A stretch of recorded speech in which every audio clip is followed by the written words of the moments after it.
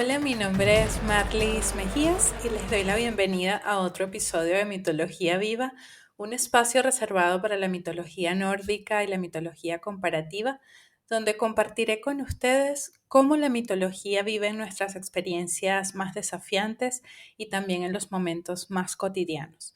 Esto lo haremos acercándonos a los personajes mitológicos y sus historias como un reflejo de nosotros mismos, riendo, llorando, triunfando, fallando y transitando el camino donde todos nos encontramos en algún punto.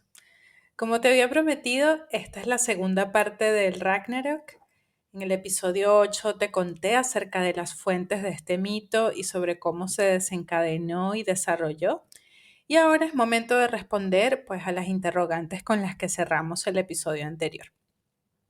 Para partir, quiero hacerlo con el concepto de geomitología, que básicamente se centra en dar respuesta a los fenómenos naturales a través de la mitología. Y es así precisamente como los científicos y el arqueólogo Neil Price relacionan el invierno sin fin o el Ragnarok con el Fimbulwinter, que desencadenó todo este evento que, bueno, en la mitología nórdica se conoce como el fin o el crepúsculo de los dioses. Entonces, tanto el arqueólogo Neil Price como los científicos que han estudiado si esto sucedió realmente, lo analizan a través de dos teorías. Una de ellas es la última teoría del gran cataclismo y la segunda es la crisis del periodo de las migraciones. ¿Recuerdas que en el mito del Ragnarok el invierno interminable sucedería a causa de la desaparición del sol y la luna? ¿Te acuerdas que Fenrir iba a comerse a estos dos astros? Y que los gigantes del fuego y el hielo consumirían todo y arrasarían con los 9 mundos. Según Neil Price y los estudios de los vulcanólogos, entre los años 536 y 539, 540 y 547, hubo 3 erupciones volcánicas de una magnitud grandísima, nunca antes vista. Una de ellas cerca de los trópicos en el lago de Ilopango. Dicen que la explosión fue tan grande que el volcán se hundió por completo y solo quedó la caldera inundada que hoy se puede ver. Mucho más grande que varias capitales del mundo esa caldera. Y bueno, es la erupción volcánica más grande, se puede decir que en los últimos 7000 años, como ellos lo confirman, ¿no? La tercera gran erupción, que se produjo en el año 547, provocó una neblina vaporosa que cubrió completamente la luz del sol y el efecto fue parecido a un invierno nuclear, dice Price, que afectó enormemente el hemisferio norte hasta el punto de que en Noruega era posible encontrar nieve durante el verano. En consecuencia, las cosechas comenzaron a morir, dificultando el suministro de alimentos. Se dice que pues esto desató hambrunas, disturbios, conflictos civiles en Europa continental y el Imperio Romano, pero al parecer las consecuencias más grandes se las llevó a Escandinavia, donde ya normalmente de alguna manera trataban de sobrevivir por las duras condiciones climáticas, ¿no? Según los estudios, la temperatura decreció 3,5 grados Celsius, desapareció la agricultura y muchas regiones se volvieron inhabitables por espacio de muchos años. Algunas fuentes dicen que 3 años, dependiendo del país, y se dice que incluso pudo haberse extendido por 80 años. Imaginen lo difícil de vivir en estas condiciones y también los pensamientos y el estado de ánimo que tenían pues, los habitantes de estos pueblos escandinavos o del hemisferio norte, ¿no? También se dice que la lluvia ácida provocada por las erupciones afectó la vida marina y contaminó los mares, ¿no? Impactando también en la actividad de la pesca. Este punto me llama la atención porque es fácil asociarlo con la serpiente de Midgard, Jormungandr, que es la eterna enemiga de Thor, quien durante el Ragnarok provocó tsunamis al levantarse y pues con su veneno contaminó los mares. Debido al velo de polvo, las enfermedades que causó y todo el daño que produjo en los cultivos, muchos pueblos migraron o murieron, también como dice el arqueólogo Neil Price. También manifiesta que se perdió hasta el 45% de la población en Escandinavia. Incluso muchas personas pudieron haber fallecido en combate también al pelearse por la poca comida que había o las tierras habitables que existían, como de alguna manera lo predijo la Volva en el poema Voluspa, que decía así: surgirán luchas entre hermanos y también muertes. Cercanos parientes discordias tendrán. Un tiempo de horrores, de mucho adulterio, de hachas, de espadas, escudos se rompen, de vientos, de lobos, derrumbe del mundo. Todos se matan. Así lo decía la profetisa. En las erupciones volcánicas y el invierno interminable también pueden reflejarse los colosos de hielo y fuego, los gigantes, Surtur y Hrym, que son los primeros en cruzar el puente del arco iris hacia Asgard para vengarse de los dioses. Otro punto que me llama la atención es la descripción de estas historias y hechos en diferentes mitologías y regiones del norte, incluyendo Finlandia, como también lo destaca Neil Price, que en su conjunto de mitos reunidos, que se conocen como el Kalevala, también tienen una leyenda sobre el oscurecimiento del cielo debido al robo del sol y de la luna. Dice así: el sol sigue sin brillar y todavía no luce la dorada luna. La abundancia crece débil. Los rebaños están en terrible estado. Es extraño para las aves del cielo y agotador para la humanidad que el sol no brille nunca ni nunca la luna luzca. Ahora la noche era perpetua, larga, negra como la brea, tan profunda que no alcanzaba el sol. La noche duró 5 años. No brilló el sol durante 6 años, ni la luna durante 8 años.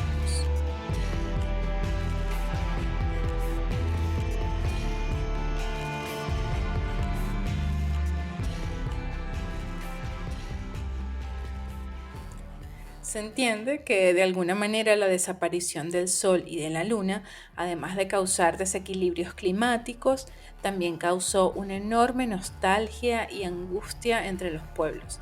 Además, es curioso cómo dos mitologías tan diferentes, como la finlandesa y la escandinava, si bien están súper cerca, describan de alguna forma los mismos hechos. El movimiento de las civilizaciones hacia tierras más prósperas y ya habitadas también dio pie a la creación, como indican los arqueólogos, de nuevos centros de poder, diferentes maneras de hacer política y también la evolución de una serie de creencias que hasta cierto punto pudieron haber sido cíclicas y cambiar constantemente, ¿no? Como todo en la humanidad. Entonces, ahora sí quiero entrar a otro punto. ¿Qué tiene que ver el cristianismo con el Ragnarok? Bueno, para empezar, varias cosas. En primer lugar, la mayoría de las fuentes de la mitología nórdica, fuentes escritas me refiero, se desarrollaron cuando el cristianismo ya se estaba instaurando en Escandinavia y los países aledaños. Los nórdicos tenían una cultura esencialmente oral, además del uso básico que representaban las runas a nivel de escritura. Entonces, casi todo lo que conocemos actualmente se escribió y amplió hacia el año 1000. El autor de la Edda prosaica es Snorri Sturluson, que fue un famoso político de la época y también era cristiano. Se dice que aproximadamente en ese año, el año 1000, fue cuando se compuso en Islandia el poema Voluspa, que es el que cuenta este evento del Ragnarok. Esencialmente relata el principio y el fin de los dioses nórdicos, y esto se da precisamente cuando el Althing, la asamblea islandesa, decidió abandonar el paganismo. Entonces tiene sentido que el mito del Ragnarok aparezca en ese preciso momento como un punto de transición a otro nivel de creencias, ¿no? Tomando en cuenta que relata la caída de los dioses y el comienzo de un nuevo mundo. ¿Recuerdan que el dios Balder es quien resucita de Helheim para reinar en este nuevo mundo?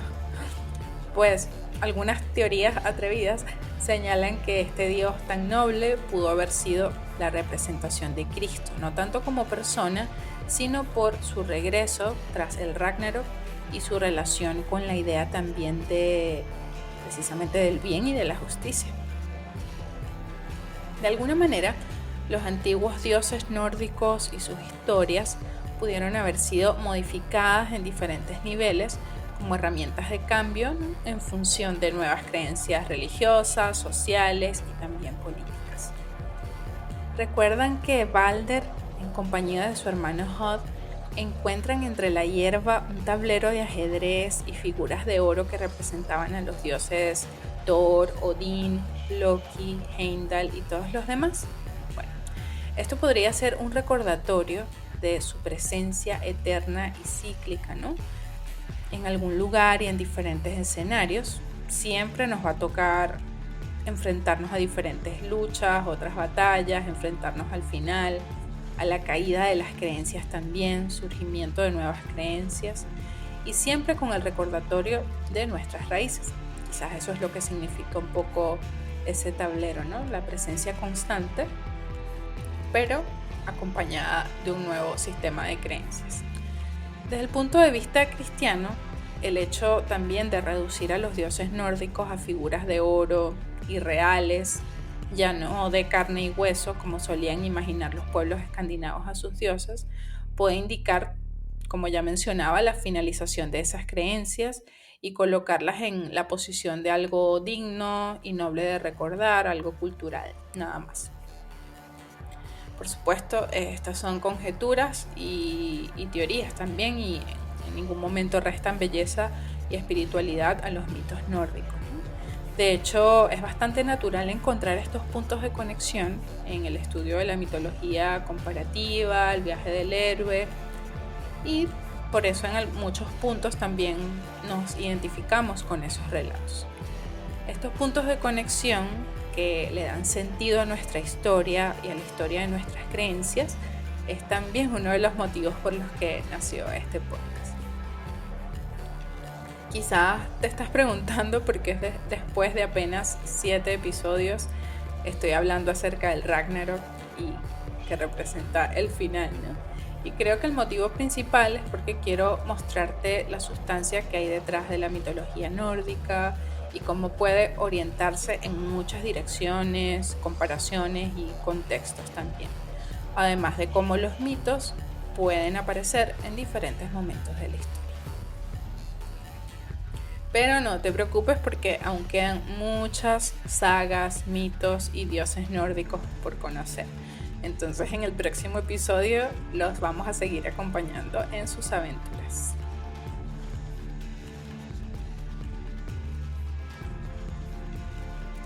Gracias por acompañarme de nuevo en este recorrido por la mitología nórdica y comparativa, donde comparto contigo, con ustedes, cómo la mitología vive en nuestras experiencias más desafiantes, en los momentos cotidianos, históricos, y esto lo hacemos acercándonos a los personajes mitológicos y sus historias como un reflejo de nosotros mismos y acercándonos a la cultura de los pueblos antiguos.